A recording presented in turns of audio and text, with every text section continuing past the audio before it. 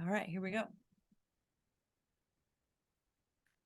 Hey, what's up, Blazer fans? Welcome to We Have a Take the What podcast. I am Tara Bowen Biggs. Rose is not with us, but she will be back next week. And today I am so excited to be joined by frequent guest co-host, friend of the show, Dillon Sage of the Holy Backboard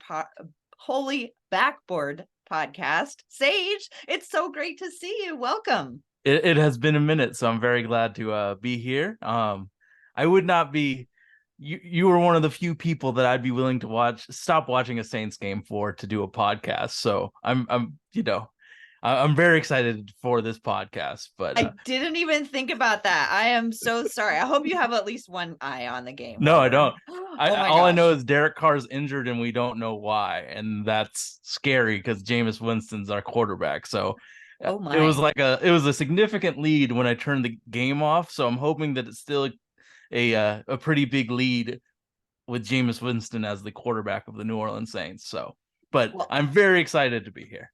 now I'm like triple appreciative that you agreed to come on with me today. So we have like a specific thing that we're going to try to get to, but before we do that, I just want to check in because I don't think you and I have talked at all since like everything shifted. Mm-hmm. So how have you been feeling this summer, especially about like where the Blazers are right now? I mean, I'm excited that they finally decided to pick a path of like what we want to do. I felt like for a long time we were trying to get our cake and eat it too by like kicking the can down the road of we need to compete for Dame. Well, now we finally made a decision, and I feel like it's been a long time since a decision has been made for the Blazers. So it's kind of refreshing to think, okay, at least we have confident management that has made a decision and is sticking with it. I know Dame hasn't actually traded yet, but everything surrounding the team says he's going to be gone relatively soon. So we made a decision to, you know, do the full rebuild. I mean, the fact that we traded multiple first round picks for role players that don't necessarily play minutes for their new teams means that we kind of made a mistake there. So now we're having a redo, and a great way to build on a redo is having a transcendent point guard in Scoot Henderson to it's kind of like the Green Bay Packers when they went from Brett Favre to Aaron Rodgers and potentially Jordan Love because he's the third best quarterback right now. So we finally made a decision and we're sticking to it. And I mean, we can't really back out now after all of this talk. Like, Dame wants to leave, Dame wants to leave, Dame wants to leave.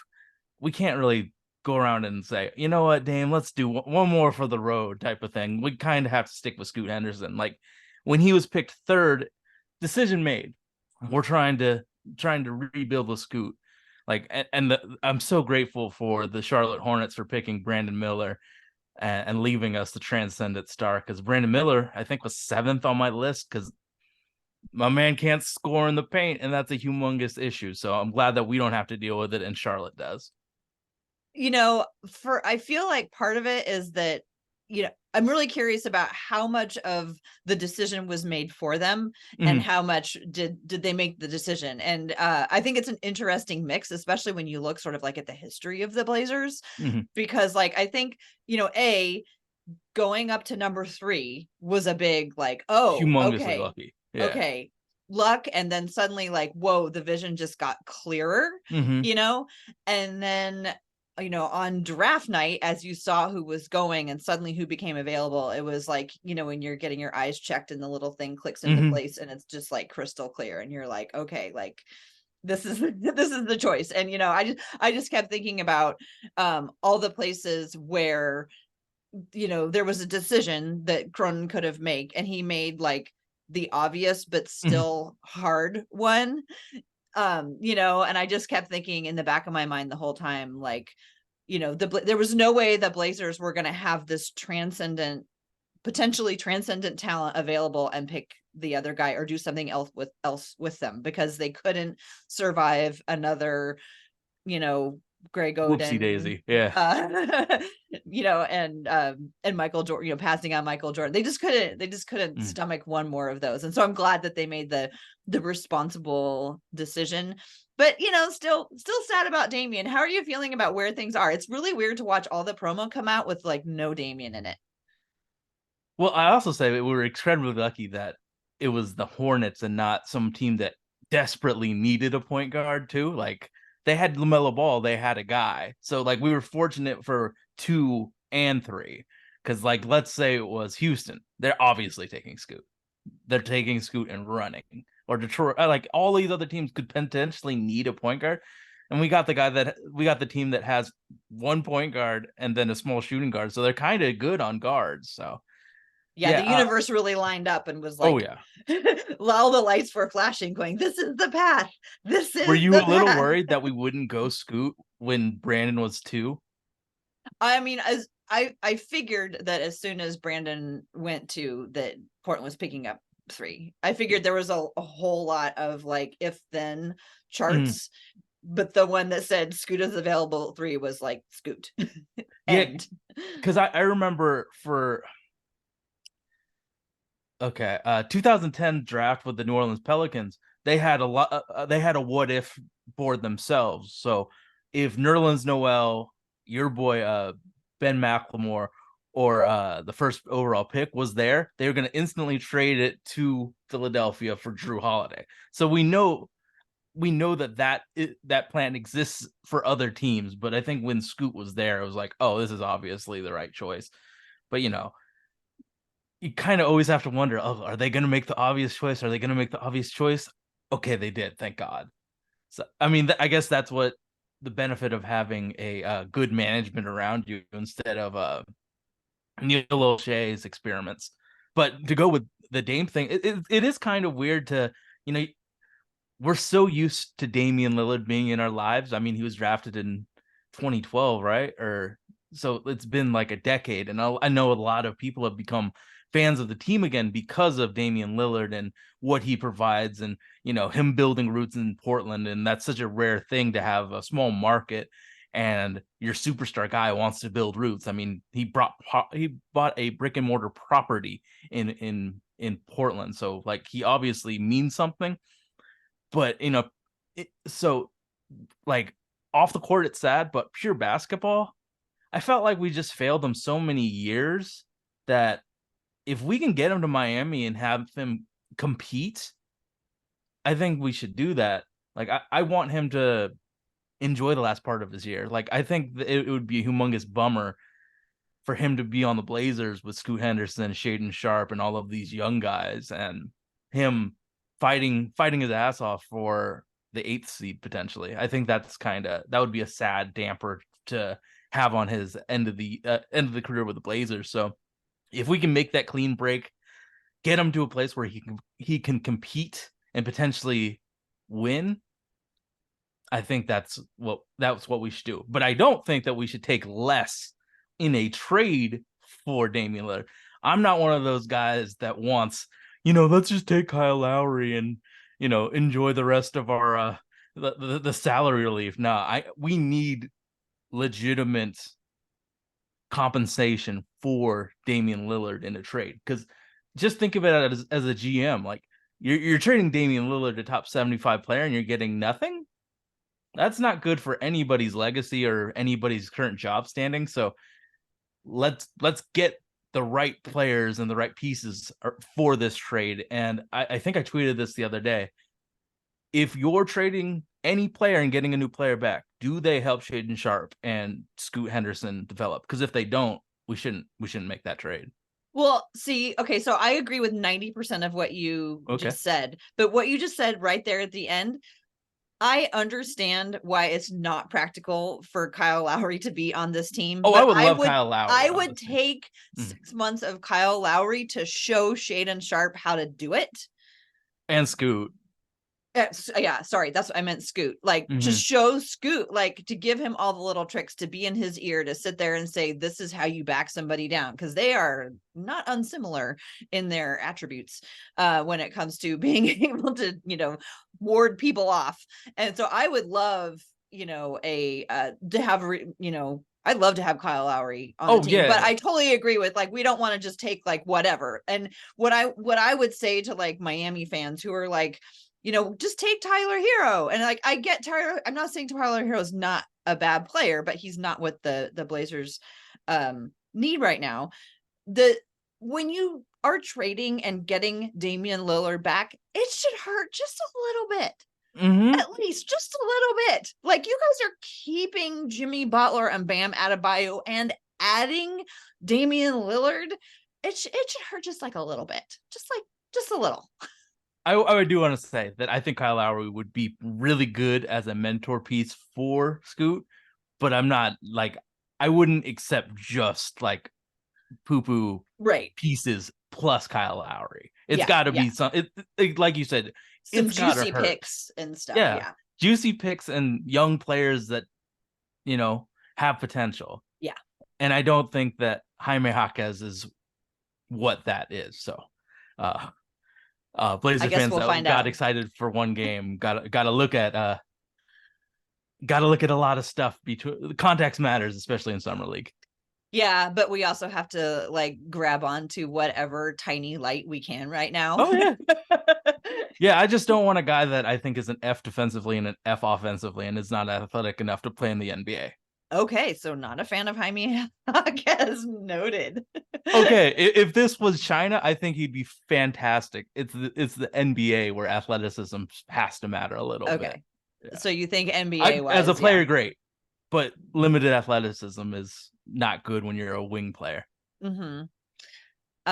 Okay, this is a perfect segue into what we're going to talk about, because we're going to talk a lot about young players, because that's mostly what Blazers have on their roster right now. Mm-hmm. But we're going to do the same exercise that we did last year, where we went through the entire roster and we talked about dribble, pass, and shoot.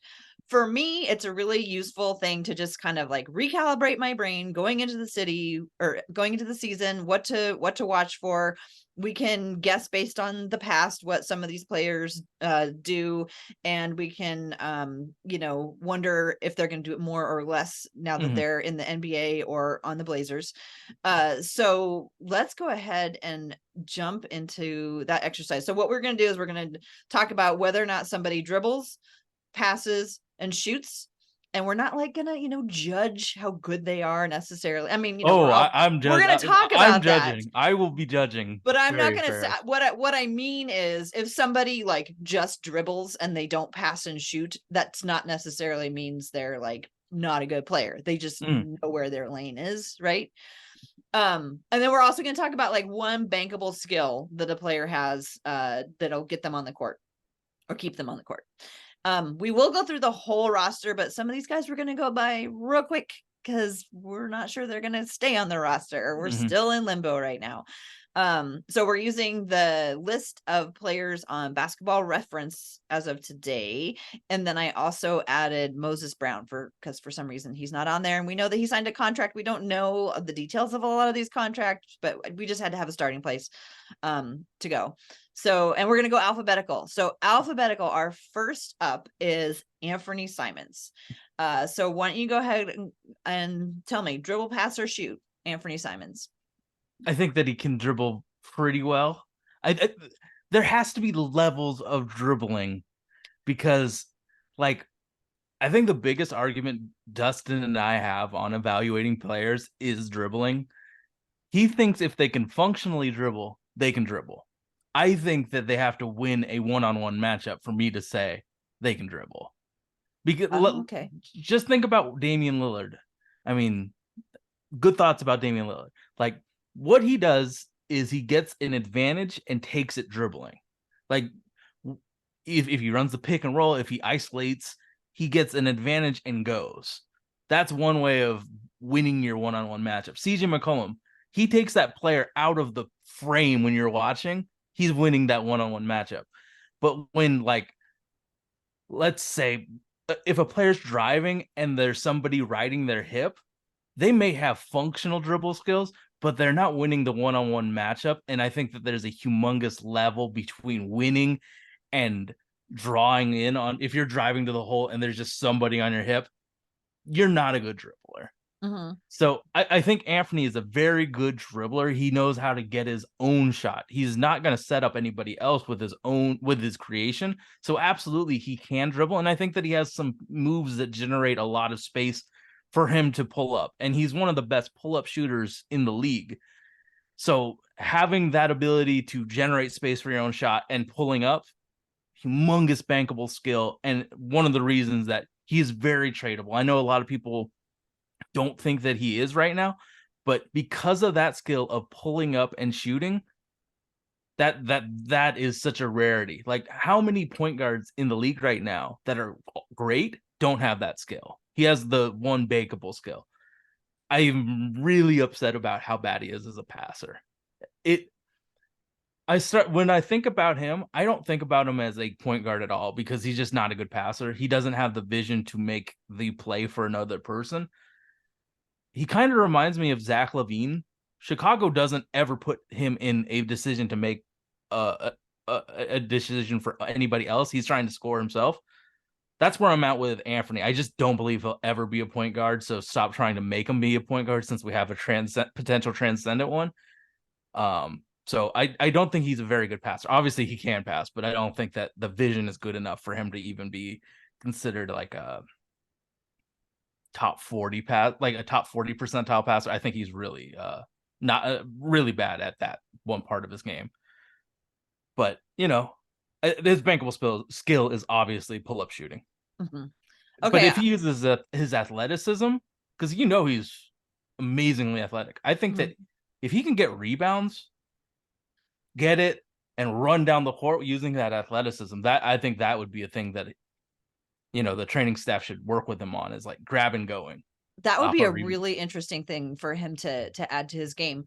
I wanted to comment on what you said about first of all, I love your description of dribbling being like one-on-one ability. Mm-hmm. That makes a lot of sense, because that's like if you can do anything with your dribbling. There's Yeah, there's bringing it you can down the dribble the court and ball, right, pounding Tara? it. Yeah, exactly. But I'm not Anthony Simons. Yeah, it's So making them react to yeah, whatever you're doing dribbling. making If people they're do not something. reacting, like if the other four people aren't reacting to what you're doing dribbling, you might functionally be able to dribble, but you're not creating any opportunities for you if you're not getting past them, or you're not making any opportunities for your teammates because they're not reacting to the fact that you're dribbling. Mm-hmm. I'm a little higher on his passing, I think, than you are. One, and I agree with you that his natural position is a shooting guard, and he's Okay. been put into this point guard passing situation. Yeah. And so I don't think, compared to other point guards, he's necessarily the best passer, but I have seen him improve, and I have seen him add new passes Mm-hmm. over the years. So I think like that's just all I'll say. I think I'm a little bit higher on his passing ability than you are, but I think if the Blazers will fall into the lane of Anthony as a shooting guard now, he's not. I mean, he's still probably going to like slide over and take that backup point guard. If Um, Scoot's out, right. when Scoot's Well, break, I'm taking a if break. when they're sharing that position, but yeah, I think I am just a little bit higher than he is, and with the added thing that like I don't think that's his natural position. So Yeah. like yeah, if he was a point guard, I would maybe not be as positive about it, but I think he does okay for a guy who's like been put into this position, and also thinking about who he's been surrounded by the last 2 years. Totally. Like, I think his potential assists are like at 6 a game. Mm-hmm. Last time I checked, and admittedly it has not. I haven't checked in a long time, but like he gets potential assists. Like, his teammates just don't hit the shots for him. But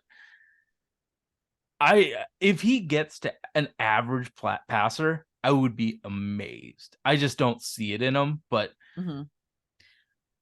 I mean, I think use is a bet. Like, I think centers. There's plenty of centers that are just better passers. Like, mm-hmm. I you know Colin Sexton on the Jazz. Okay. His vision, I think Anthony and he have similar visions of, if he could see it, I think he would make the pass. I just don't think he generally sees what's happening on the peripherals of his vision. That's Mm-hmm. where I just don't. I like he's kind of that Colin Sexton, like, I'm gonna get mines type of guy, at least for me. So if he can improve the vision, I mean, obviously he can pass the ball. So, and with that athleticism, like, if he was driving to the lane aggressively and trying to score points and getting free throws, he Mhm. could, like, there's a lot of things that he can do to be an explosive, great, not even like a B minus, but great player. It's just we haven't seen it consistently where he can do that. Like rebounding, he should get like 4 or 5 of those a game with that athleticism, and then just driving to the hoop with authority. He could get free throws. He just doesn't. But like with having a guy like Scoot Henderson, he's going to get a lot of easy shots this year. I think Mhm. his points are gonna be it's gonna be a humongous rise in his points per game, and maybe everything else, like his statistics, is gonna just look fantastic with having a legitimate playmaking point guard. Mhm. Yeah, I haven't always been that high on Anthony Simons, but I sat next to him on a plane, and so now he's my favorite. Just because of proximity. No, but I think it will be really interesting to see what he does with a bunch of guys who are his age, rather than being the young guy who had a hard time like getting put on the court because Mhm. his coach didn't play young guys, and then once he got on the court, he was in the middle of a tanking season until they pulled him out. So Yeah, I think it'll be interesting to see like when they're all actually trying to learn together and get better. Gosh, okay, this is so good, but we got to move on. Damian Lillard, yes, he he can could do dribble. Yes, he can everything. pass. Yes, he can Yeah, shoot. he's And pretty. his He's pretty playmaking amazing. skill is shooting. Yeah, Yeah. we've heard of him. My whole thing with Damian is I just want once this thing. What I want is for Damian to be able to come back to Portland. When he returns to the arena for the first time and not a single person boos, and that that cheer that we did for CJ McCollum will be like times 10 for Damian. Mhm. I want that. And then also, should he decide that he wants to retire a Blazer, I would love for him to be able to come back and do that. So that's my piece on Damien today. Okay, so the next person who's on our list is brand new. He was added at some point this summer. I don't know what his situation is as far as contract goes. I don't know if it's just like a training. I don't know if it's not probably non-guaranteed. His name is George Condit the fourth.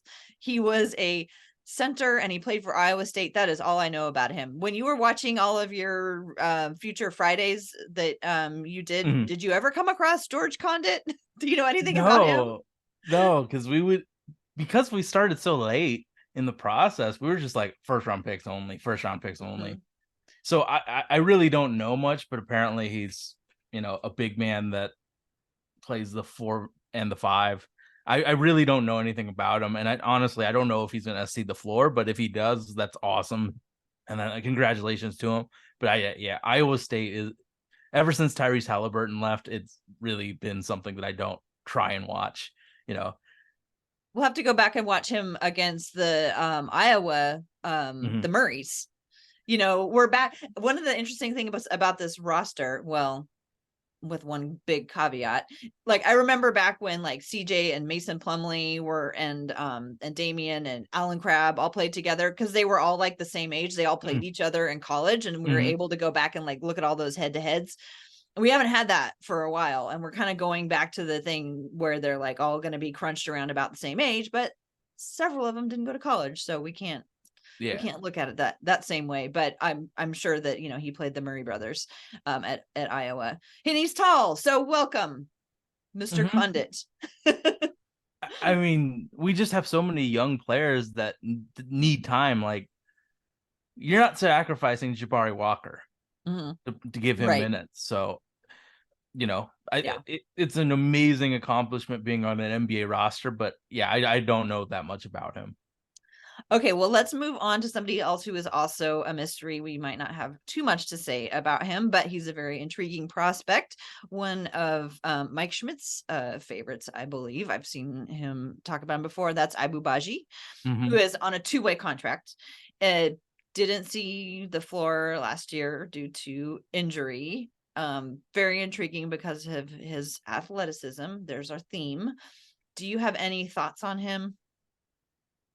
Um, not really.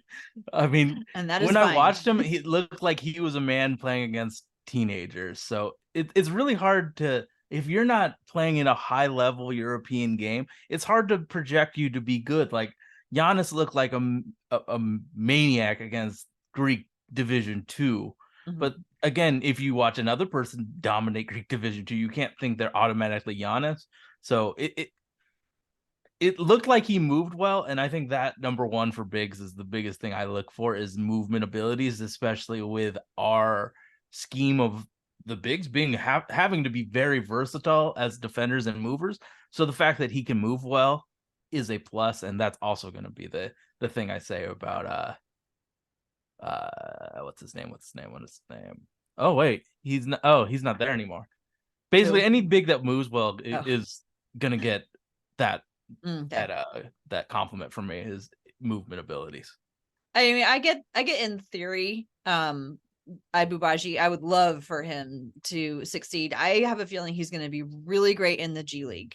Mm-hmm. But no matter how much athleticism you have, I think you also, with some very rare exceptions, need to have been steeped in basketball. Mm-hmm. Like think of all of the, hours of YouTube videos guys watch and learn, about like how the game unfolds. And I don't Mm-hmm. think he has been um involved with basketball so long that he's just like absorbed all of that. He's a more recent to the game. So yeah, his athleticism is amazing, and if they can like figure out like a really specific thing for him to do, that would be great. And that just seems like it would probably translate better for the G League Mm-hmm. than in the NBA. But I would love to be wrong and suddenly find that Ibubaji is getting like important minutes. That would be fun. I Who mean, knows? if Baji is getting real minutes, something was really bad happened to one of our other centers. Yeah, or they're really going for it because Mm-hmm. they've They're really decided tanking hard. they're really going for it. Okay, here's a player that we'll probably have a lot more to say about. Jabari Walker. Dribble, pass, and shoot, and bankable skill. I believe in his shot, and I know in the summer league he really wasn't utilizing it, but he looked so confident. And the way when I watched him at Colorado, I thought that the hitch in his game, the hitch in his movement was going to be a humongous problem for him, but he's really worked out his body mechanics so he doesn't have that just humongous hitch in his gait anymore. So I've been really impressed with what he can do. So shooting, I believe in. I think that he's smart enough to make the right pass because like dude just looks and sounds like a very intelligent player. I mean, his father is Samaki Walker, who professional athlete, so a professional basketball player, even that it's like he knows what to do and he does it. I would say that I don't think he's going to be a fantastic dribbler. I think he would be considered a functional dribbler because how many 6'10 dudes are good dribblers? There's not many. So, but I think that I would trust him to make the right play passing. And that, I mean, that's tough. Like can he drink yet? Is he legally old enough to drink? Oh man, So I like was just looking at their ages. Keep talking. I'll see if I can find okay, it. but like the fact that he knows what to do on a basketball court at his young age, I mean, he's somebody that we need to keep and just develop because I think right now he's our third big or fourth big. So just developing him, second round pick, really cheap price point for a while. I mean, if he turns into a player, that's a humongous feather in Cronin's cap to say, hey, I got a guy 57th, 58th pick in a draft who turned out to be a valuable rotation player. That's humongous for the entire draft camp. Like all Mhm. of the people that helped on the draft. And I think the last two drafts for the Blazers has been fantastic. Like I think Jabari Smith had like a late first, second, early second grade for me. So to have him at 57, 58, I know that there was two teams that didn't have a pick because of tampering, but having him that late in the second is a huge feather in the cap of our scouting department. You said Jabari Smith, but I know you meant Jabari Walker. It is Yeah, very confusing with yeah, so many Jabaris yeah. Sorry. out there. He is 21. He just turned 21 on July. He was a two-year college player. Bankable skill for Jabari? Is it just his intellect and knowing where to be and what to do and Yeah, making the I right would have to play? say basketball IQ. And let's be real. Fastball Q in size and because we're height. very light. We're very light on the size department right now. Yeah. Yeah. Um, I would love for him to be a ferocious rebounder. That would be great. Did he? Um, I don't feel like he was. He kind of Nobody had was the a Robin ferocious Lopez thing, rebounder. Oh, and boxing out boxing guys. out and having. Hmm. Because couldn't you imagine him boxing out his guy, Hmm. Scoot Henderson going under the basket, getting it, fast break immediately? I Hmm. because I think that he gets it if it's in his area of rebounding, but I don't see him getting many boards outside of his area. So if he could box out and let a Scoot Henderson, an Anthony Simons, or a Shaden Sharp with that athleticism get those rebounds and start that fast break, that could be really, really valuable to the Blazers. That's a great point because you might not necessarily want him being the one getting the rebounds because of, his not necessarily being the dribbler Yeah. that everybody else is. Mhm. Like we want him to be good enough so that if he does get the rebound on the fast break, he can make it all the way down and we don't all hold our breath like we did for Mhm. dear sweet Chief, who I love so much. That Farouk Aminu Yeah. experience, yeah. but we would like it so that when he gets that pulls that rebound down and he's the only one that we don't have to hold our breath, we can I feel like he did it a cheer. few times in summer league, but again, summer league versus the pros is gonna Yeah. like Patrick Beverly exists, and Drew Holiday exists in this NBA. They're going to strip him Yeah. pretty immediately if he tries to do that. Hmm. But the fact that he can do that is great. I just hope that he gets rebound outlets to someone that can do something. Yeah, I loved your vision that you just described. That was awesome. Okay, we're gonna move on to Jeremy Grant. How likely do you think he stays at least through the year? I think he does You think he does? You think he's here?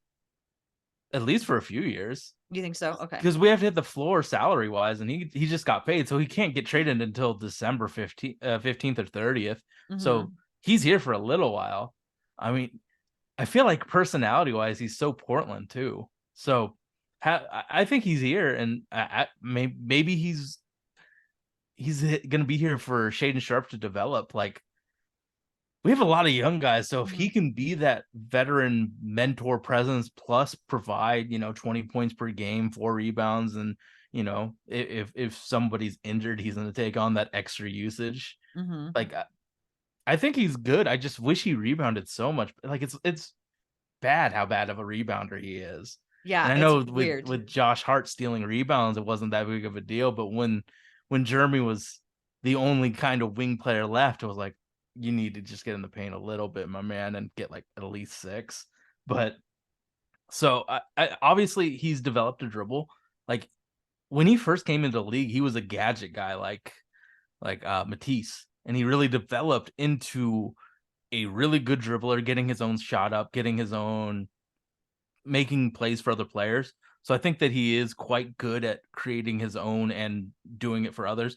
Obviously, he can shoot. There was time in the first part of the year where he was an absolute flame thrower from deep. So I think that he's very skilled at all the facets of dribble, pass, and shoot.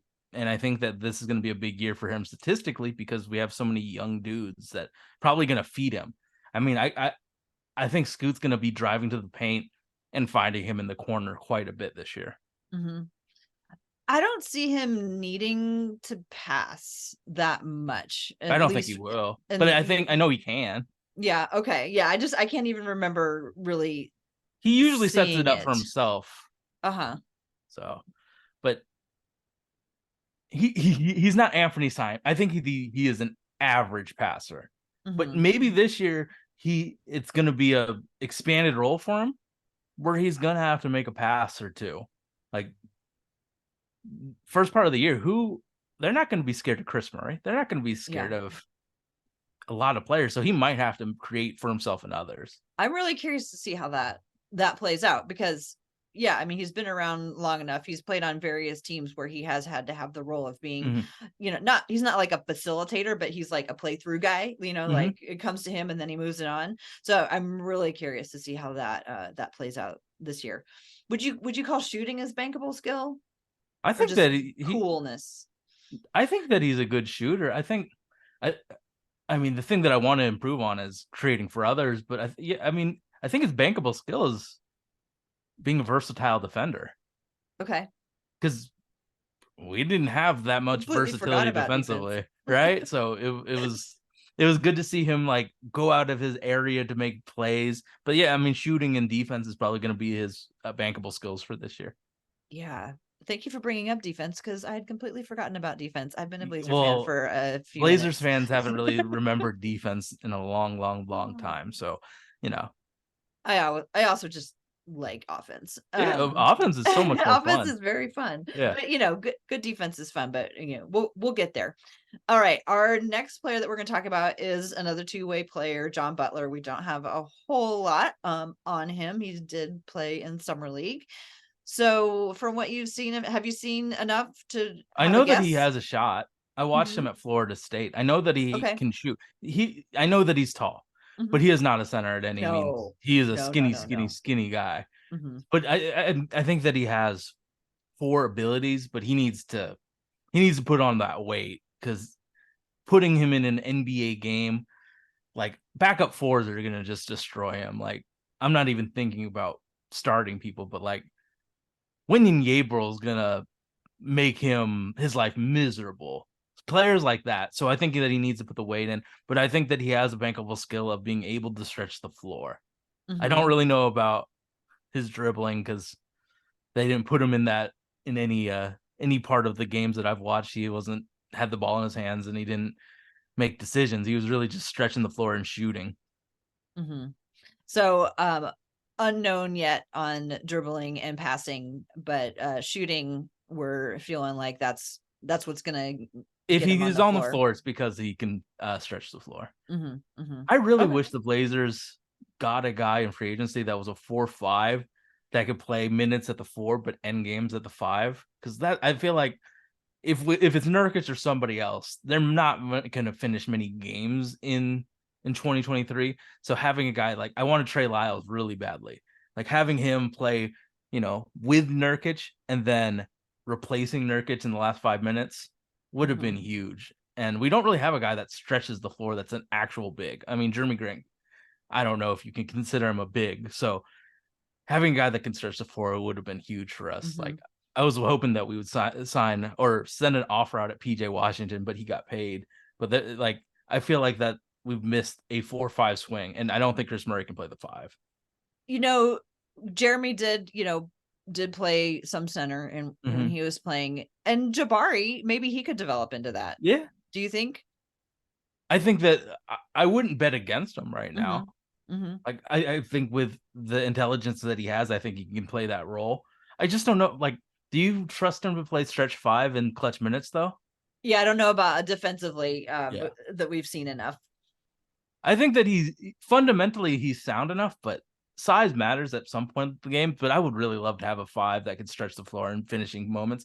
Just think about who we have. I know we haven't discussed them because their last names start with uh, H and S, but those guys need spacing on the floor. So having a guy that can stretch the floor at the 5 position would have been huge for us. Well, let's go and talk about about Nurk. I guess do you think he's going to be here? I really don't think he's gonna be. I love Yusuf Nurkic now. Mhm. But I really don't think he's going to be part of this team and for the long term. Like I felt like there was beef between him and Chauncey Billups year 1 and year 2. I don't think it got any better. Like I felt like he got disrespected on the pecking order, got taken out of games where he was really dominating and having an impact. I just don't think those two are going to be able to work together.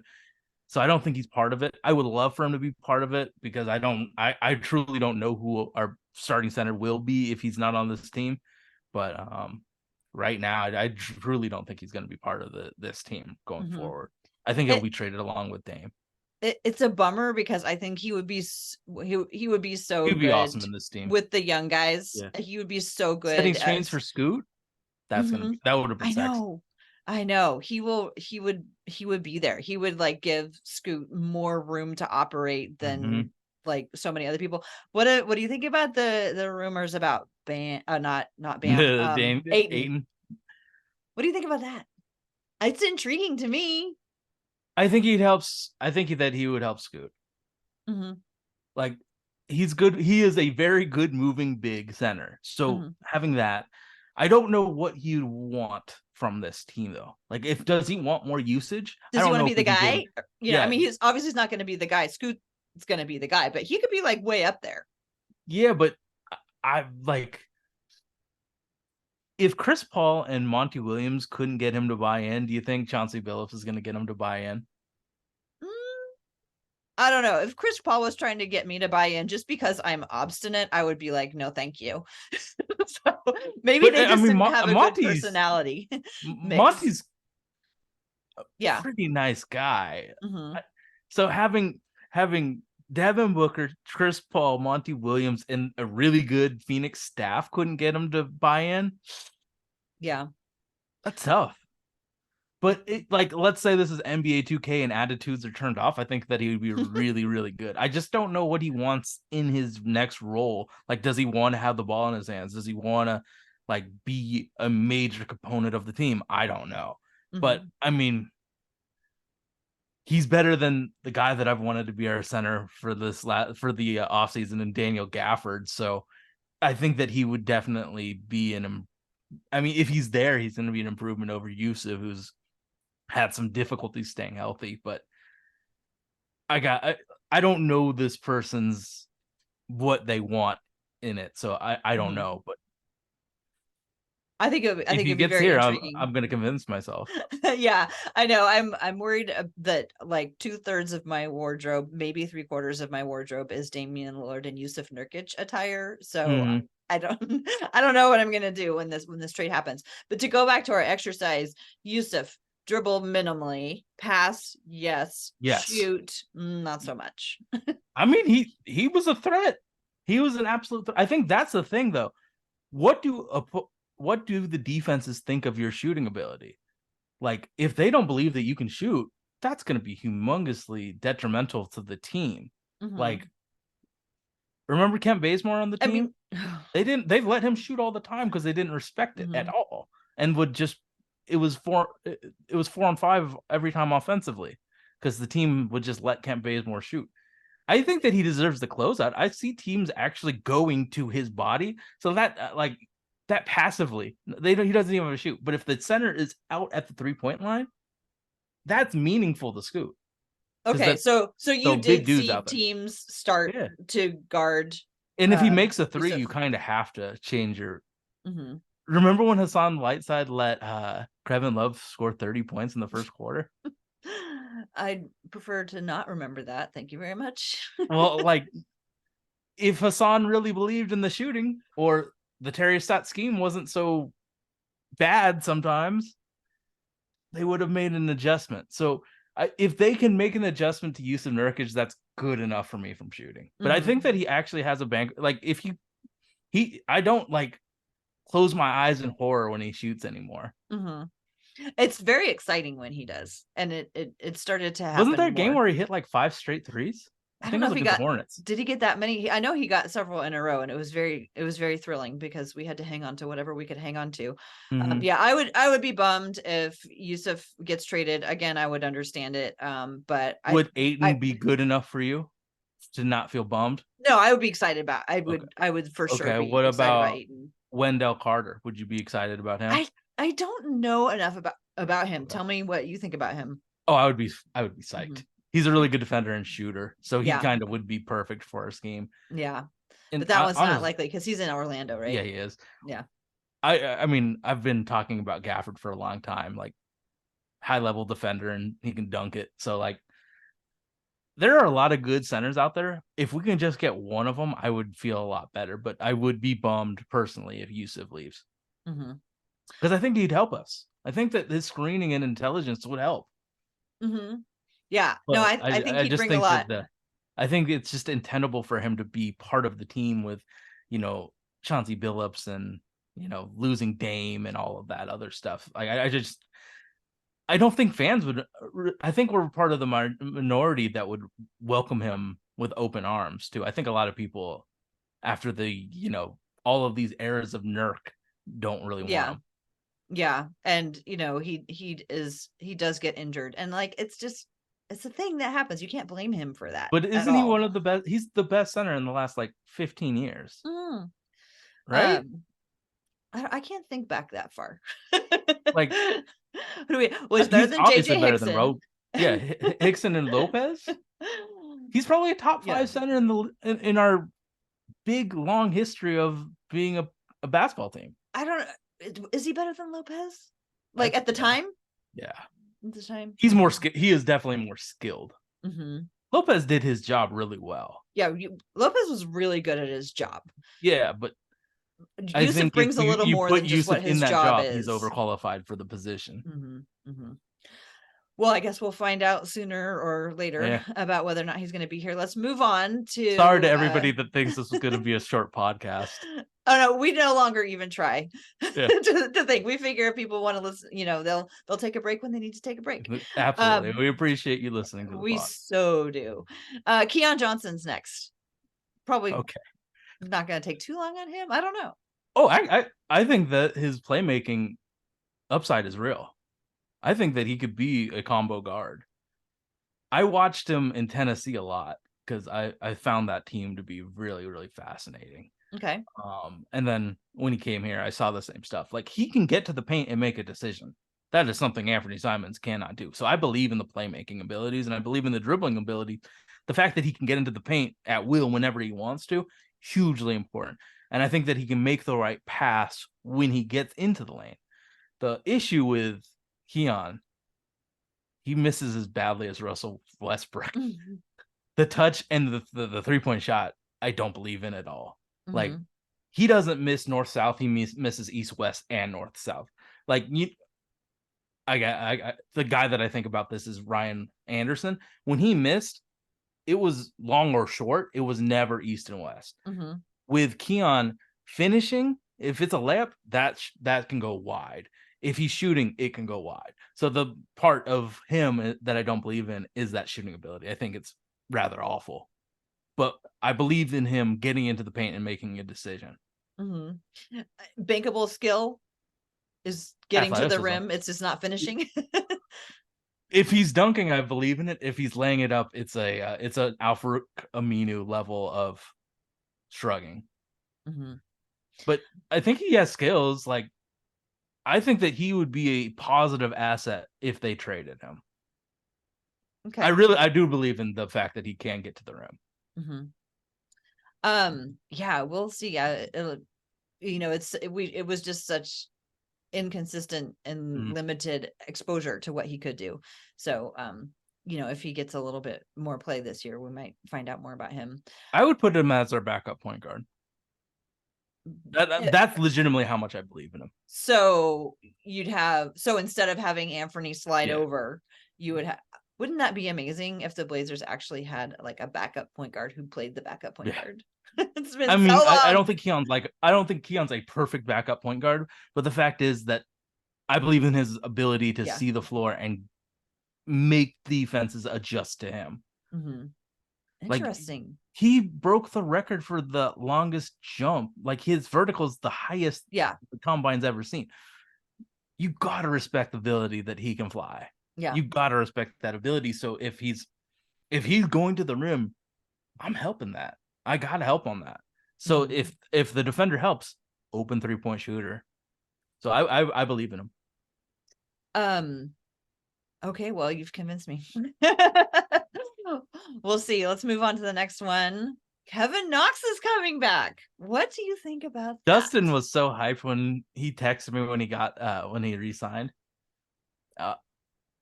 I think that he's a good dude. I think he knows his role and limitations. So I'm never mad at the 12th man signing. It's a minimum contract. Like if he plays, he plays. It doesn't really affect me. So I'm very happy that he got re-signed. I think he's a cool dude. I think. Do you believe in his shooting? I think what he has lacked is consistency. Mm-hmm. And part of that is not his fault.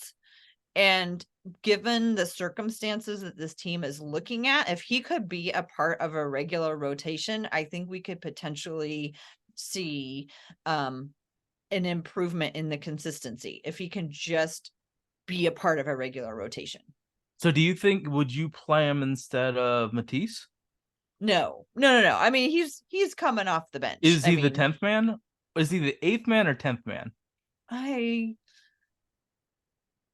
don't know. Mhm. I don't So know does he yet. play instead of Nasir or Matisse? Because those two Um, are ahead of him in the. yeah. So when Nasir gets He's hurt, he'll take that. yes. Yeah. Okay. So if one of those So guys he's the gets hurt, fifth then wing. he moves Well, in. no, he would be the sixth Well, wing because of Chris Murray too, right? mhm. Unless you're thinking Chris Murray's only a 4. Yeah. It's gonna be a lot of bad if he's getting regular rotation minutes just because of who we have ahead of him. I just feel so bad because like he's never really been able to just have a role that he could count on to show what he can do, because then everything gets taken away from him. And maybe Mm. that's because he's not showing quick enough what, he could do. He's not doing the thing where the coach looks at him and goes, I have to find minutes for that guy. Yeah. So yeah, I mean, but I think given the variety of places that he's been in this journey, he keeps getting put in these situations where, he may never make, he may never live up to the potential of a person who is as high. He Mhm. probably won't. But he's Who probably going is to get high. jobs because of the fact that he was such a high pick. Uh-huh. Like Austin Rivers has gotten so many jobs because he was the 10th pick in that draft. So like, Also because he's a tall point guard. I think. yeah, I think that has a lot to do with but it. like the fact that he's a blue chip talent, Uh-huh. at one point in time, he was considered a blue chip talent to be taken in the lottery of an, like he's going to get Mhm. jobs. I Mhm. think that it's awesome that he's has a job in the NBA. That's like one of the most rare things to have. But I don't, things have to go so wrong for him to get any real minutes. I think that he's okay at everything that in the dribble pass shoot though. I don't think Mhm. that he's remarkably good at any one of those things. Like I don't believe in the shooting. I think that he's functional as a dribbler and a passer though. Mhm. Mhm. But like Um, he's and not elite at anything in that aspect of the yeah. game. I think he's just like average at everything. Mhm. Well, I'm happy to have I'm happy for the Florida guys that they all are staying together. So now we still have our 3 boys from Florida who can be together. Him and Nasir and Anthony. They can all talk to each other about those high school games. Let's move on to Chris Murray. My guy. My Tell me. guy. Tell me. Okay, so I mean, he's 1 year behind in development to his brother Keegan. Like Keegan came to Iowa and was a rotation player to start, and Chris was just deep on the bench. And then every year they just replace each other. So when I look at Chris Murray, I see a guy that's super fundamentally sound. Like he knows that he has a lot of good energy. So the ball finds the energy on the court. He gets the ball in his hands, I believe thoroughly in his ability to shoot off the catch and shoot and then on the standstill. I don't ever see him doing any movement shooting or pull-up shooting. He's gonna catch it and fling it. I think that he can provide a lot in that. And I the reason Keegan Murray was drafted so high, and if you listen to the Future Fridays, I didn't believe this. They thought that he had playmaking upside. I really think that those people that said that were looking at Chris Murray doing it, but Oh. because Keegan's always going to be the better brother, right? You had to get the ball to the better brother. Chris Murray, as a passer, set up Keegan a lot. So I believe in the fact that he can make passes and set players up. I think that him trying to create his own shot and dribble is futile, but the fact is he is smart enough to make his own pass and create, like, Scoot's going to create the movement in the defense to like run. If he passes it to Chris Murray in the corner, he's going to make the right play. He'll never create the mismatch defensively, but he will take advantage of said mismatch and make the right play. So I believe in his passing. There was a few plays that I watched with him and Keegan where like he got the rebound and just outletted it perfectly to his brother for an easy layup. So I think the passing is legitimately good. I just don't expect him to create off the dribble for any passes. He's just going to be stand still and passing it. Once he gets the ball after a broken defense, he'll pass it or shoot it, and it'll be a really good plus play.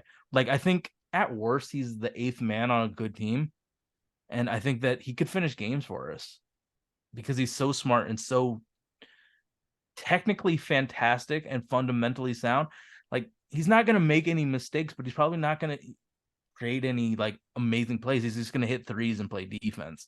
So I was, when Chris Murray was selected, I was ecstatic because he was one of the Holy Backboard guys because of what he does on a, like, I said this on a podcast.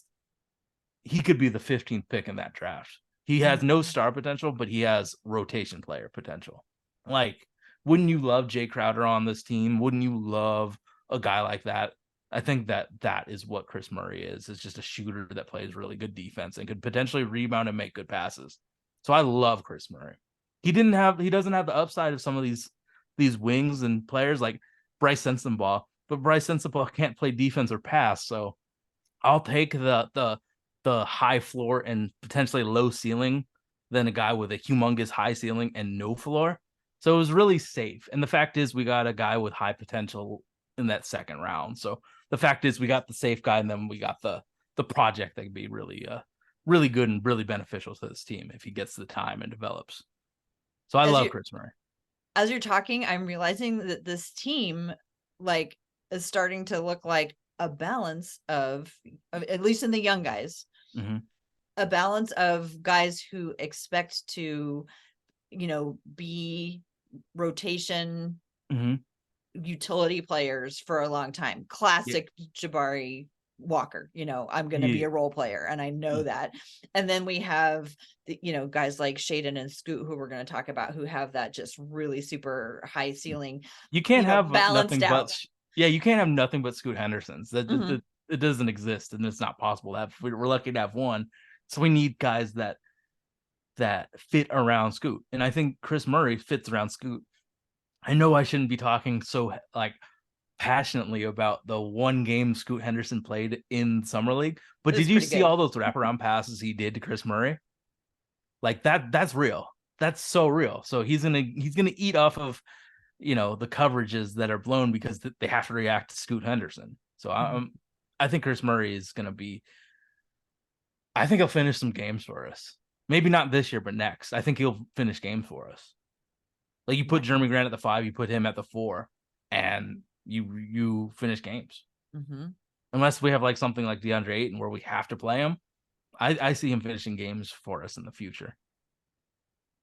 Wow, that's a ringing endorsement. And after I listened to you guys talk about him on Future Friday, I was like all in. And it was interesting. I think it was really smart of him to stay in an additional year. He wasn't worth. He wouldn't have been a second. He wouldn't have gotten drafted. You don't think he would have gotten drafted at all? No, when Keegan was the superstar, he was off the bench being a role player. So it wouldn't have been. He needed to have a year. He needed to have Keegan gone. Because Iowa's scheme is leave the paint open for their superstar player. So Keegan and Chris got a lot of easy buckets because of Iowa's spacing. The spacing got him a lot more points, which made him a first-round pick because they had to force feed to somebody skilled. And Chris was literally the only guy that team is awful. It wasn't for Chris Murray. So the scheme was like, all right, we got to make Chris Murray a star. So yeah, and they did the same thing for Keegan. So I don't think that it wouldn't have been a good thing for him to have left. He wouldn't like you're talking about like the 8th man on Iowa's team. So I don't think it would have been worth it for him. But like even when he was off the bench, I was like, I believe in this kid. Yeah. And then when I saw him actually be the star, I'm like, I like him more than his brother. Wow. Well, I'm excited to see where he goes. You think that's going to get him on the court? Yes. I mean, what do you like? Do you think? Is it just like his overall fundamental? He'll like be his bankable skill. Defense. Okay. Energy, shooting. Okay. Excellent. Like the fact that if he wasn't a great defender, he probably wouldn't have been drafted in the first round. He's a legitimate, he's never going to be a disruptor Like he's never gonna play in the past. Like Allen Iverson was a disruptor defender.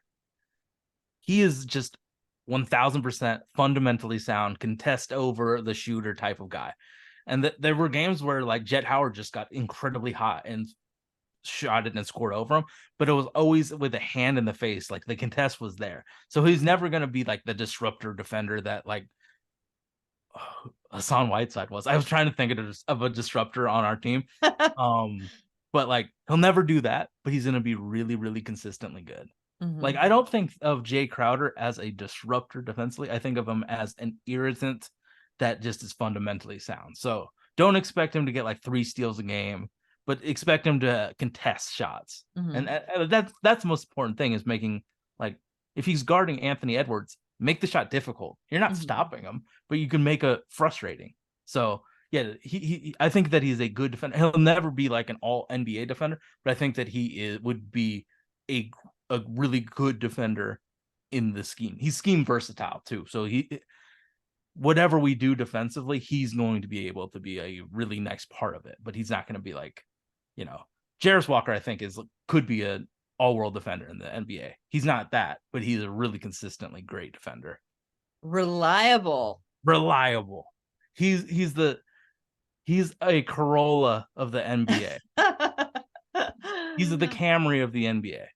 All right. He's the Toyota of the NBA. Yeah. Excellent. Well, I'm curious. This exercise really just doesn't highlight defense, but the next player that we're going to talk about is also a defensive player. So I'm curious your thoughts on Matisse and dribble, pass, and shoot, but also how his defense could be more fully utilized this season, potentially. So I actually wrote a blog post about this. This is the first time I wrote a blog post in a long time about Matisse, because I was upset at the amount of money that he got, because I don't think they'll ever finish games. But I thought about him in the Bruce Brown role that Denver utilized, and I think that he could be a really good Bruce Brown guy.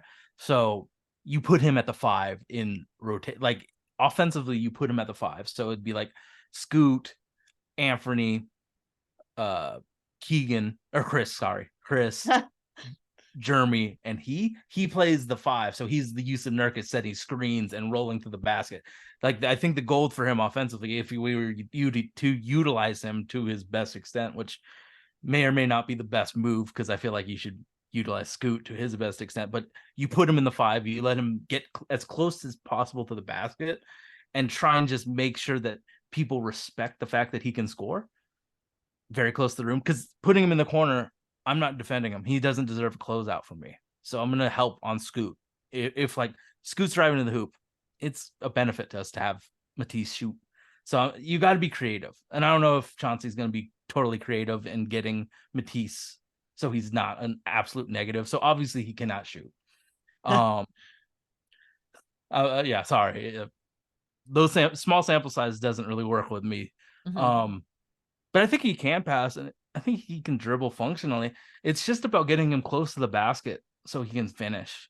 Interesting. So you're thinking that his best utilization is like, not camped out on the wings, but even though he's not the size of a center, have him play by the basket as a center does, and have setting him picks set for screens being and fast, roll and doing all that. Yeah. Interesting. Because if he's in the corner, that guy's going to naturally cheat off of him. Like, that's like the obvious way to use it. Like, that's like when you first get him, you're like, oh, okay, 3-and-D guy, we'll make you a 3-and-D guy. But like, that 3 is just not been there. It's not consistent enough. It doesn't give you all the other things that he does. The other guys who can shoot thries might not be able to be as effective at the rim, and might not be able as effective at screening and all that stuff. Okay, interesting. Yeah, because having him play basic, he's out of the offense. He's such a non-threat. So the ball's gonna if he's wide open, the ball's coming to him and he's gonna miss. So I mean, I guess I'll make 20% of them. So I shouldn't say that he's gonna miss all the time, but like, I would much rather have him go forward and out north-south instead of east-west with what he does offensively. So if you can manufacture 6 points from him on pick and rolls, that's so much better than watching him go 0 for 5 from 3. So that's what I would do. I just try and be creative and put him in. He's even taller than Bruce Brown. The Nuggets won a championship because Bruce Brown helped them, right? He was their sixth man. So if you put Matisse, who's like 3 inches taller, in that role and have him try and finish at the hoop where it's more open, I think it's worth a try instead of trying to force feed him in a position where he's not utilized, and it could be a net negative for the team. Mm-hmm. I love talking to you because I love your ability to just say exactly how you think somebody should be used, because people don't often get down to specifics like that, and I like really appreciate that. Specifics matter to me a lot. Well, I want to hear about what you feel about him on defense, which I is, think that he's could be a humongous disruptor defensively. I was gonna say, like, he's a disruptive guy. He's a disruptive guy, yeah. But like the fact that he can be aggressive and Chris can be risk averse, isn't that the best of both worlds, to have two great wing defenders that are really good, just different? Like that, he adds so much flexibility and versatility defensively that he's worth it. It's just about putting him in a position so he's not awful offensively. Mm-hmm. And him trying to shoot corner threes is just awful. Like, there's going to be games where he wins, sure, but there's going to be, like, if he wins one game and loses us 9, it's not worth it. And he signed for $11 million a year, so you got to utilize him. And I think that utilization with him, like, just being part of the offense as a screener is much more valuable than him chilling in a corner by himself. I noticed that, like when he came in, I was watching a video about how he does the steal from behind. He pokes out and steals it from behind. And then I started noticing it, that particular move more frequently. And I noticed that Chris Murray does that sometimes in his, so, so many times over the last 2 years, I can remember myself yelling at the screen, "Behind you!" because somebody was coming from behind him. And maybe Drew Holiday does that a lot. Our team will be the team that is. Yeah, they're the victims of that move a lot. They've been the victims of it a lot. So I am looking forward to hopefully being the perpetrators of that type of steal. All right, let's keep going. Briefly, Moses Brown back with the Blazers. Not quite sure what his contract situation. He wasn't listed on Basketball Reference, but I put him in anyway because that was exciting for 6 hours on Twitter. Any thoughts on Moses Brown? I know people don't. I think that he's tall. a high. I think that he can produce in a very small range of minutes, like Boban. I think that he's like a Boban type where you put him in and he gets 8 points and 4 rebounds, but kind of sucks other than those statistics. So you put him in for a few minutes, he gets those points, sits down, put him in for 3 minutes in the second half, he goes back down. So I've never seen him shoot anything other than a paint shot. So I don't really think that he's a shooter. I mean, I think that he's just like the change of pace center for a team. So he's next to the hoop. So someone needs a break. Yeah. Someone needs a rest. So whoever our starting center is needs a break, but you don't want to go small. You're throwing him in. So like if it's the Timberwolves, you're not moving Jeremy up and you're putting Chris at the 4. No, you got to play him. Even just for a few minutes. Yeah. To give it a little in. Okay. Yeah. I'll take that. Or if like, let's say Ayton gets into foul trouble, like rips off 3 straight fouls, put him in for 5 minutes. And then you go back to your rotation. Like, so if there's a huge foul trouble on whoever our center is, you put him in for the few minutes and then you go directly back to the rotation of moving Jeremy up or whatever. Makes sense. All right, we've got 4 players left, and we haven't even gotten to the fun ones. The fun ones, but it's gonna get so we'll try to get through this. Nasir Little, dribble, pass, shoot. I mean, I believe in the shot. Last year, 365 days ago, I did not believe in the shot at all. I believe in the shot. Like, I think that he's the level of confidence that he has to shoot the ball now is pretty incredible because, the first few years of his career, he was just an absolute non-factor. But for whatever reason, he got confidence and he was shooting. And a guy that has confidence in his shot is really, really dangerous. So if he can continue to be confident with the ball and shooting it, I believe in the shot pretty well. And then dribbling, passing.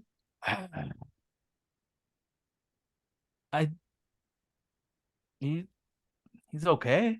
I want him to rebound. I don't want him to not worry about other stuff. I want him to rebound. We have so many athletic freaks. We should not be so bad at rebounding the ball. Like, don't you think he could get, if he plays 20 minutes a game, don't you think he could get 5 rebounds a game? I think he could be a really great rebounder. Yeah.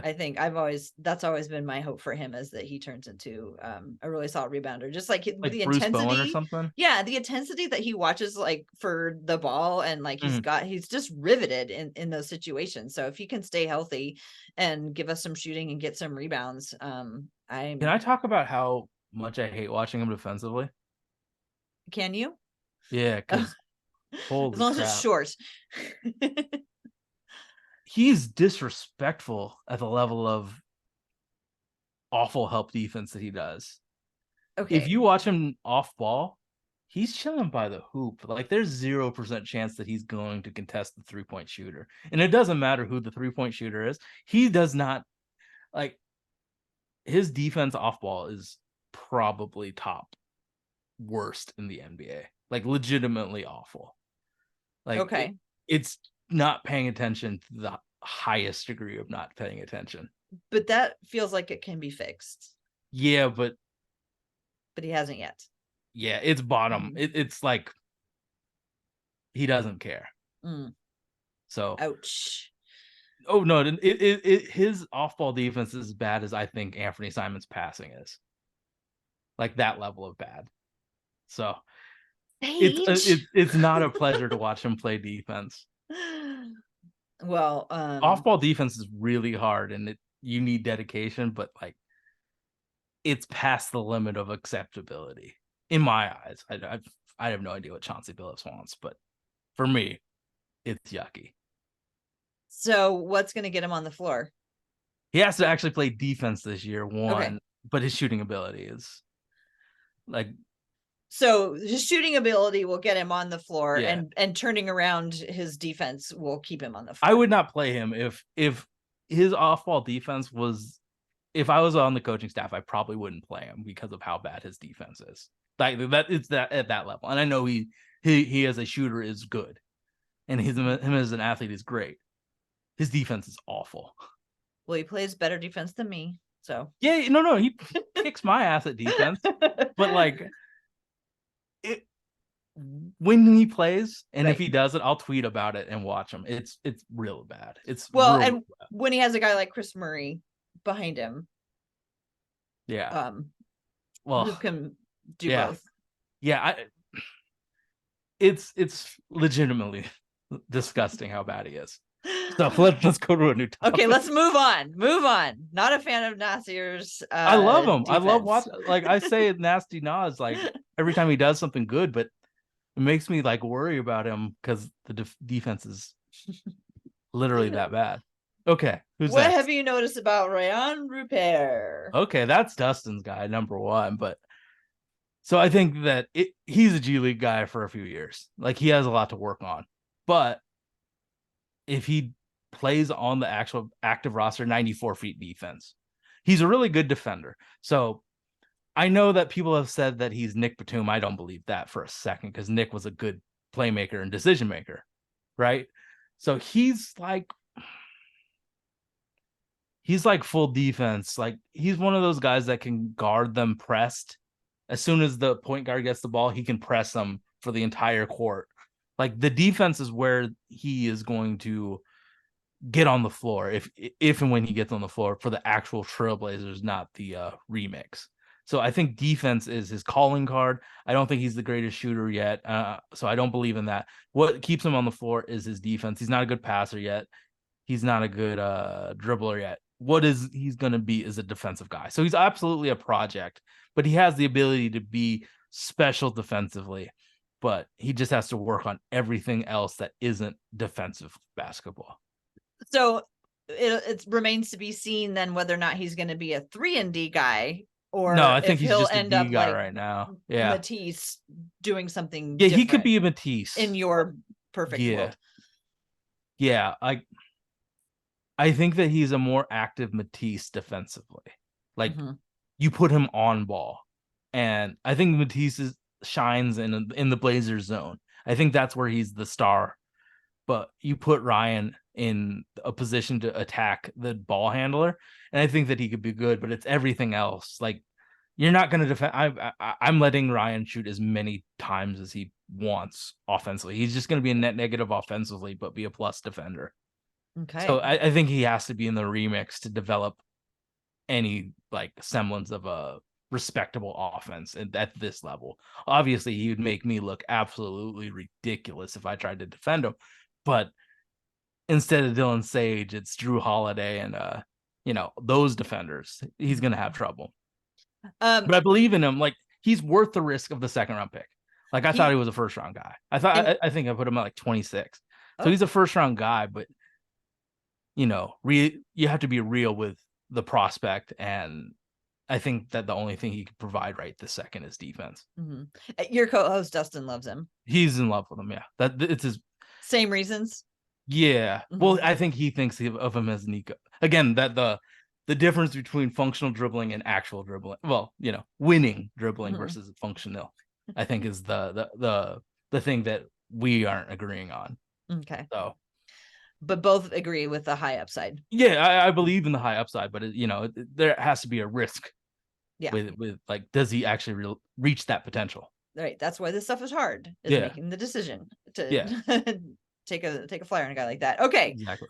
We have our two final ones. I'm going to go in reverse alphabetical order. So I'm going to go Shaden next. Okay, cool. So tell me about Shaden. Dribble, pass, shoot. What keeps him on the court? I mean, he's on the court because he's the second most talented player on the team, and we used a very high first round pick. I mean, we tanked pretty heavy for him, so yeah, obviously he's going to play. I believe in his shot. I think that he's a very good shooter. I think that he was so uninvolved in the offense until everyone was hurt, because people just didn't, like, Jeremy's not going to give him the ball to work, and Dame wasn't going to give him the ball to isolate. So the two biggest things about him, like, is playmaking for others and playmaking for yourself, like dribbling. I don't think he's a good dribble. I think that when I first watched him, I was like, damn, he's using normal one in every single way of dribbling. Like in 2K, you can in 2K, I have Scoot Henderson's crossover, I have Trae Young's behind the back, I have all of these, moves that I can use. He's using normal, just no specialized skill. He's just, I'm normal one in everything. And you can be a good player with normal one dribble moves, but for him to hit his peak of what he can be as a player, he has to be good at playmaking for himself and others. And right now he just isn't. And the first game in G League, I saw him do things like he was doing a lot of step back threes. And that's something we just did not see last year, was him at least trying to do something.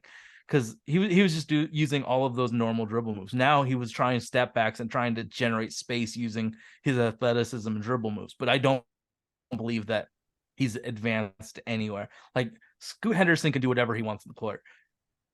Shaden is very limited with what he can do in the playmaking and dribbling sense, because he's just not good at it yet. So and I'm like, what's that? The folks who are saying, oh, Shaden had, a bad summer league, he didn't play well at summer league. I thought he was good. Well, and it sounds like what you saw was somebody trying a whole bunch of new things all at once, which is not usually going to go well. Yeah, experimentation is really important for him. Like, he needs to know, if I do this explosive crossover, it's going to generate space for me to go to the rim, right? So what is the most practical way of doing it? It's actually in a competitive game, but it doesn't really matter in wins-loss record. You're just trying stuff. So, like, try that behind the back into a step back move. Like, that's where I think that the experimentation is great. It doesn't matter at all. Preseason summer league does not matter at all for someone's win-loss record. So try all of this stuff and see where it works. Like, I would much rather him experiment and fail than succeed using normal one dribble moves or just basic stuff. Because if he's reaching his potential, he's Paul George dribbling. Right now he's Chris Murray. Like, he's Chris Murray with a dribble move. So, like, where he improves is the experimentation and the utilization of dribble moves and and step backs and explosive movement to just win the one-on-one matchup. Because the only way that he won his one-on-one matchups last year was pure athleticism. Mm-hmm. He was just beating that person to the spot and jumping. And he had to jump over everybody because our spacing was so god awful. So he didn't learn craft. He learned how to jump last year. Now he needs to learn craft of like, okay, I'm driving to the hoop. There's a guy helping to my left. How do I protect myself, either get the foul call or score? And I don't think he's there yet with his bag of moves. It just, he can't. If he develops, he's Paul George. Mm-hmm. If he doesn't, he's a good player. But greatness is coming from playmaking and dribbling and making moves for himself and others. So I don't believe in it right now, but I believe in the shooting. I'm so excited that he has a whole year of film to watch now. Like that, Yeah. That's going to be really interesting. Cause like, he did say, as they all say, what they worked on, he said that he worked on playmaking. So I am just really excited that he played enough that he has stuff to look at, to react to, and to work on. And I had a conversation with shoot. I had a conversation with please delete me forgetting who Big John is, but I had a conversation with Big John over it, and he was saying that I was talking about how I saw him experimenting and how that's good, and Big John was like, "You say it's experimenting, I say it's chucking," and I'm like, "Okay, you might be right, but the fact is, he's actually trying to generate space, and that's going to be the biggest thing for him is generating that space. He's so athletic, so if he can use explosive movement to get him that space, I think it's going to be nothing but beneficial. So screw it, let's lose a lot, but have him learn." I'm just recalling, like, obviously I have, like, Shaden was the bright spot for me last season. And part of it is like, not just because he dunked a lot, but because his dunks are so beautifully formed.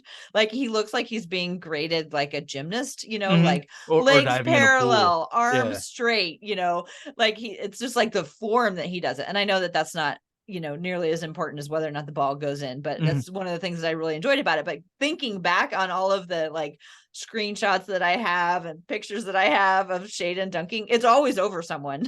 Yeah. Wouldn't you rather him just Imagine beat if that he didn't have person? anybody. Yeah, exactly. Wouldn't you rather it be an open paint and he just beats that person and gets an easy dunk instead of dunking it over? I'm sorry, he's dunking it over Trendon's guy and Trendon himself and his matchup. Like, I want to make it easier for him to be great, and finishing on 4 players, 2 of them being your teammates, Yeah. not really the way to establish efficient ways of driving the ball. Well, I just also remembered that Keon is a good lob thrower, just to go back to good Keon. passer. He's a good passer. Yeah, you're right. So, okay, with Shaden, dribbling, No, bad. normal one. Yeah, normal ones. Normal one. I love that way of thinking. Passing, not even something he needs to be worrying about right now. I think he should be thinking about it in terms of I need to improve. Yeah. But not like I need to read the defense to but the make a Blazers play. aren't sending him out there to do that. But he needs to be able to have the ball in his hands because, you're not going to win many one-on-one matchups using normal one dribble moves. I love that idea.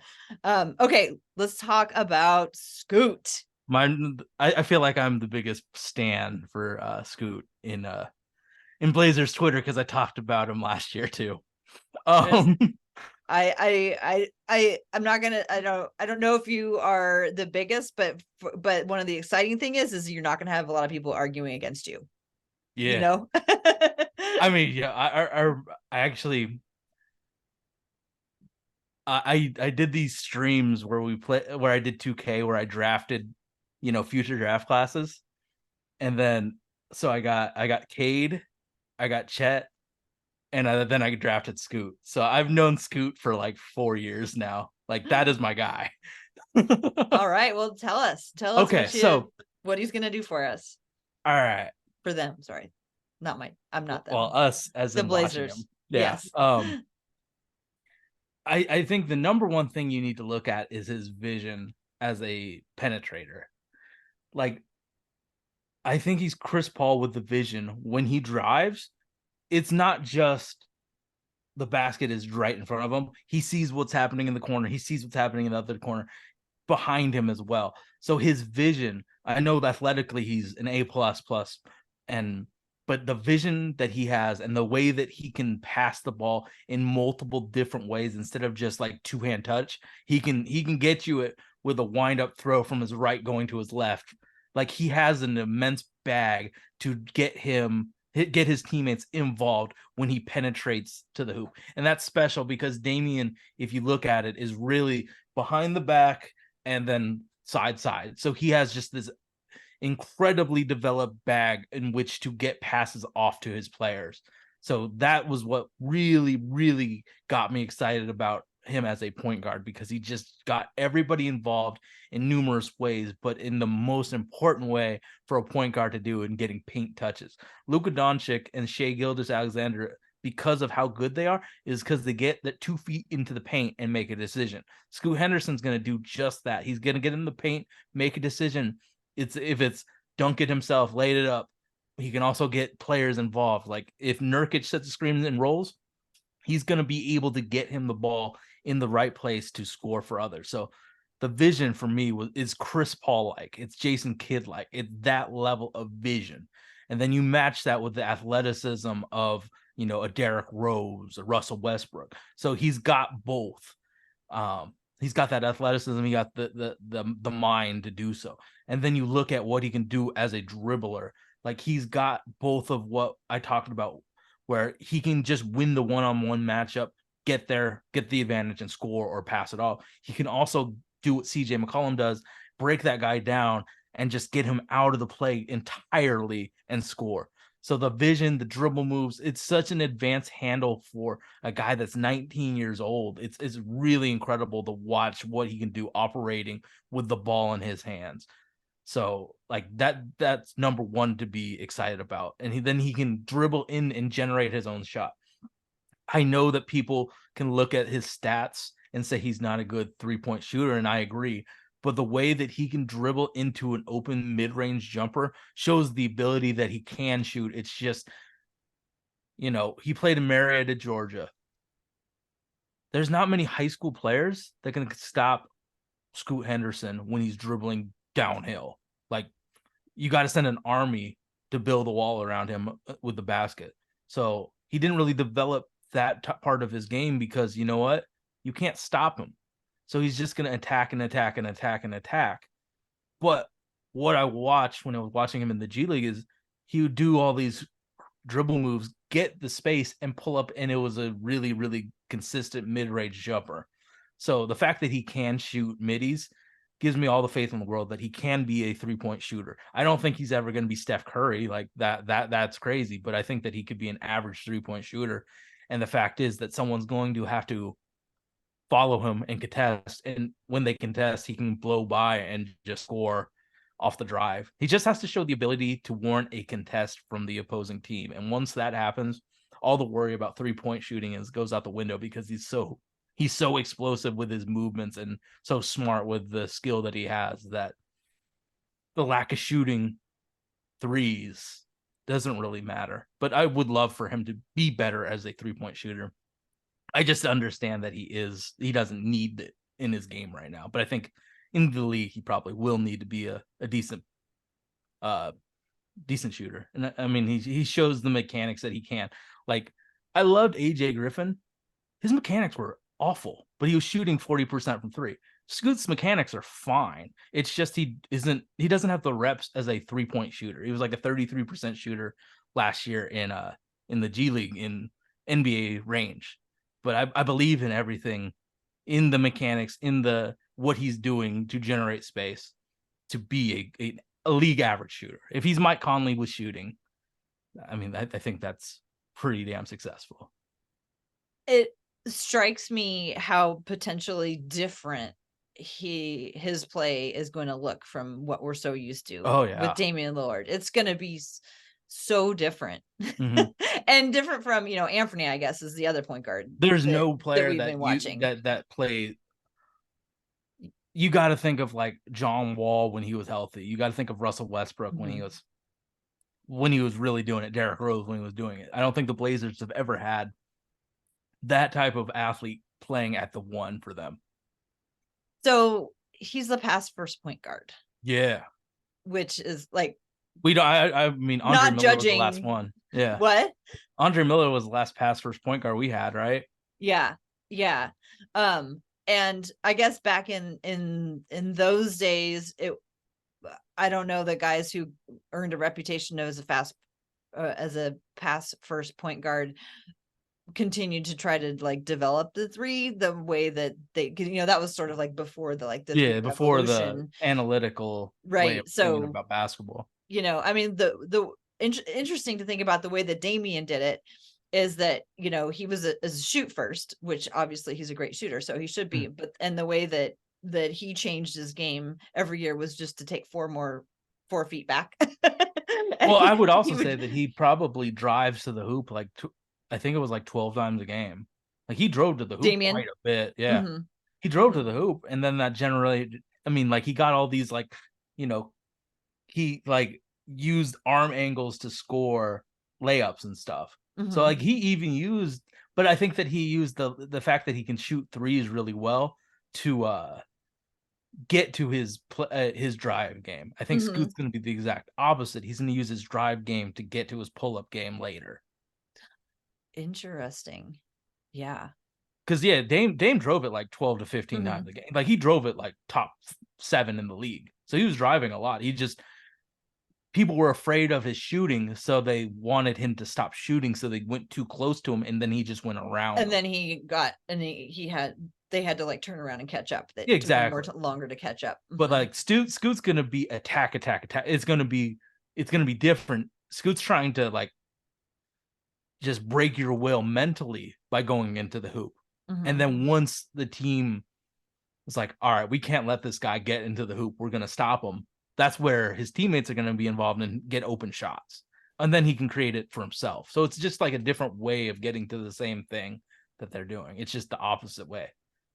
And I know that you started off we started off talking about Anthony Simons and how he's like you feel like he's got a really good skill set that would be attractive to other teams. Mm-hmm. I love the idea of him being out there for Shade or for Scoot to kick it to. Yeah, exactly. I think like nothing but open shots.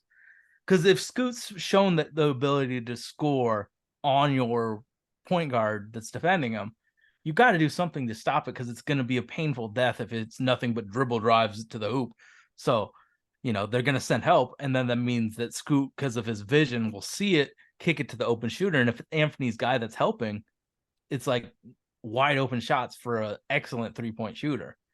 And then just think about it Scoot, Shaden, Chris, like Jeremy, Anthony, all of these guys that Nasir, all of these guys that can shoot are going to benefit because every shot that they get, if Dame got them a open shot, Scoot can get them a wide open shot. If it's a contested jumper with Dame, it's going to be a neutral shot with Scoot just because of his ability to get into the lane easier and it's just a different way of offense. I know I'm trying to process in my brain the difference in the way teams are gonna guard Scoot compared to Damian, because Damian, he's 36 feet out Mm-hmm. and he's got 2 guys on him from the other team, and maybe even a third thinking about, oh god, should I go out there? So Scoot's not gonna get like double coverage when he's At the beyond three. the 3-point Yeah, line. he's gonna get double coverage as he's running to the hoop. Okay, so that's when they're gonna collapse. Too many Yeah, people they're are gonna gonna collapse collapse. on him, which is Mhm. gonna create that extra Yeah, space along the exactly. arc. Because I Oh, it's a mean, beautiful vision. I'm not sending a double on him if he's out on the perimeter, Right. but I will send as much help as humanly possible to him as he's going to the hoop. So like, just think about like he's going to the hoop and he's dumping it off to whoever our question or center is, like that humongous question. Like he drives to the rim, everybody collapses, and then the center has like a post shot that's wide open, or he drives and everybody collapses and Jeremy Grant has a wide open three. It's just a different way of getting to the same goal of using penetration to the hoop to enable players to get open shots. Oh my gosh, I love this discussion. And I know that we're going on really long. I'm even thinking about maybe I'll break it into 2 parts because I have one more question that I want to ask you, which I think is going to be super interesting. So we've painted what we think is like, oh my gosh, that's a beautiful vision. That's a vision. Oh, I can see the vision.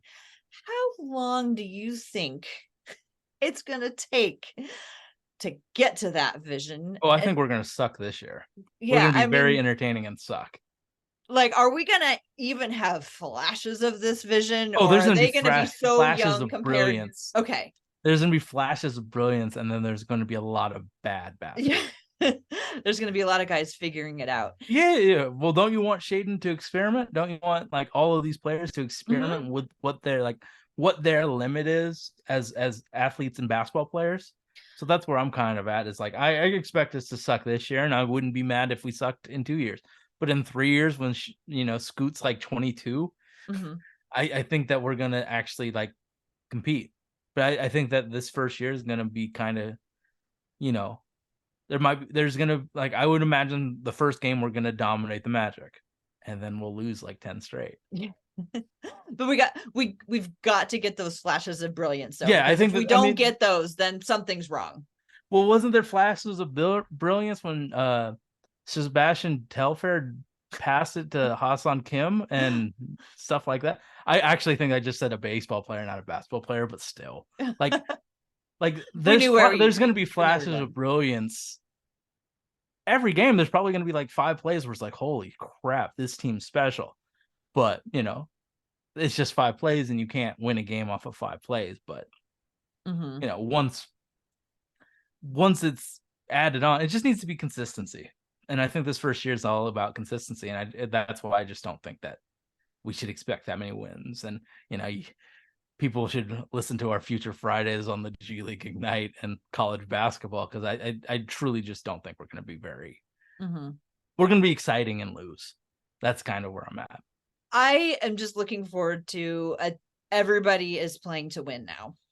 You know what I mean? Like, even if it doesn't translate into wins. Yeah, they're going to try really hard. And if they lose, it's not that big of a deal. We don't have to feel bad for wins. You know what I mean?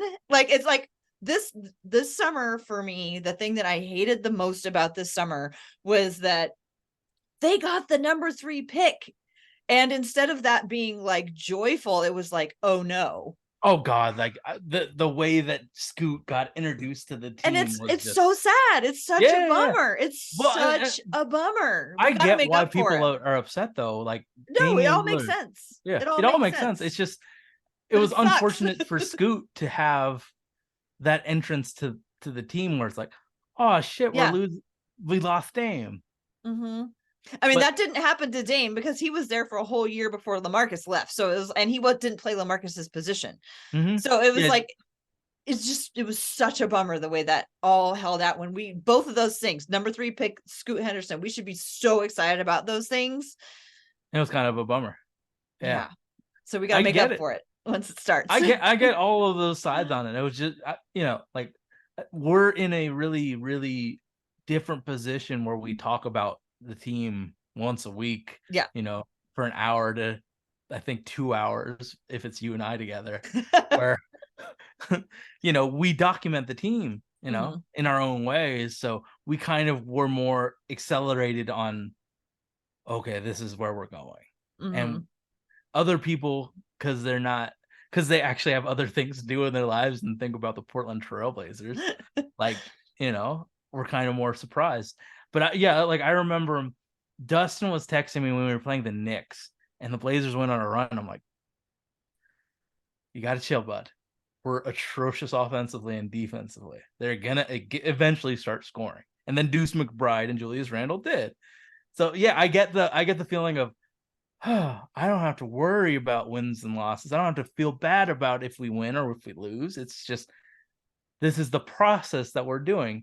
But I get, like, we needed to lose every game that we did to get Scoop. So I'm glad that we don't have that like that feeling of unease in a potential win or a potential loss. So I'm glad about that. But yeah, I mean, it could all be so much worse. Like this whole thing with Damian it still could go completely sideways, but I don't think it will. It's like everybody's being polite enough. The thing people are saying basically what they should be saying. The Blazers could have got, the number 7 pick. They could have gone down. They could have chosen somebody that's not as exciting and dynamic as Scoot. So all kinds of things could have gone the other way. Could you imagine what we would have done if we had the 7th pick and got like, I mean, it would just be like another year of like, okay, yeah. But now it feels like even though we're looking at a poor record and a steep learning curve, it feels like we said at the beginning, like a path has been chosen and we're like walking down it. We've actually stepped on it and started that journey. My goodness. I know that we should wrap up, but I'm looking at the like, just think if we had the 7th pick going from Scoot Henderson, a Menzoff, a Sarzov, Anthony Blacksoff, and the Pacers and Wizards made a trade. Bial Coulibaly would have been the 7th pick. We would have been screwed. It would have been just another wasted year if we didn't get lucky in these first 2 drafts. Like, if we're looking at my list, it would have been AJ Griffin at 7 last year, and we would not be as high of a potential team. So like, we've gotten extraordinarily lucky building this team. So, enjoy the freedom of not caring whether wins or losses. And if it is stressful for wins and losses, there's so many other things you can do in the winter to alleviate stress other than watching what most likely will be a pretty awful basketball team. Everybody choose wisely. Yeah. There's the world is bigger than just Portland Trailblazers basketball. So, find what, and to the people that don't want to watch anymore because Dame's gone, I totally understand you. And you don't need to spend your time watching this team or listening to podcasts if this isn't what you actually want. I feel that by and large, like everybody that I've talked to, everybody I know in Portland, everybody seems to be handling it pretty well. I think the initial was not the best, but now it's just like, okay, we understand. Yeah, but that's just what happens, like initially it's not surprising that there was a lot of consternation about it. That's just expected. I think people are handling it pretty well. We should probably wrap up here. This has been so fantastic. Thank you so much for joining me to go through this exercise. And also thank you to our listeners who stuck with us. And you know what, maybe you listened to it, a couple of different sessions. I think it's really important to look at the whole roster, especially this year, right? Because we don't know who's going to be somebody that we didn't even barely touch on who ends up playing a bunch of minutes because of, whatever reason. So thank you so much for going through this. Can you tell folks where they can find your regular work and when you guys are going to be coming back? All right. So Dustin and I are going to do Holy Backboard this year again, and we're going to be blogging a lot more. So check us out on holybackboard.com. The podcast is the Holy Backboard. You can check it out wherever you find your podcasts. Also, I create panda art now. So if you like my art, check it out on Pandas Doing Things on Instagram.com. And then if you like some of my panda art, you can go at pandasdoingthings.com and purchase yourself a shirt with a happy panda on it. So yeah, pandasdoingthings.com. I love it. I'm going to go check it out right now. Thank you so much, Sage, for joining us. Thank you to all of the listeners. You can find me at TCB Biggs on Twitter and all of the other various sites that are popping up these days. And you can find the What Podcast on Instagram and Twitter at We Have a Take. Thank you so much for listening, and go Blazers.